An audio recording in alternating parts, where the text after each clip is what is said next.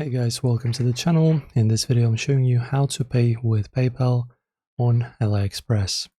So let us firstly choose some kind of product. Let us choose these ones, for example. They look cool. Buy now.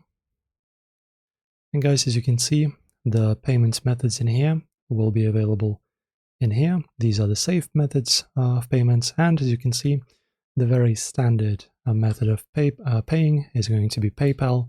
As you can see, there's this huge button, so as you can see, you have no problem checking out with PayPal. So just basically press on PayPal.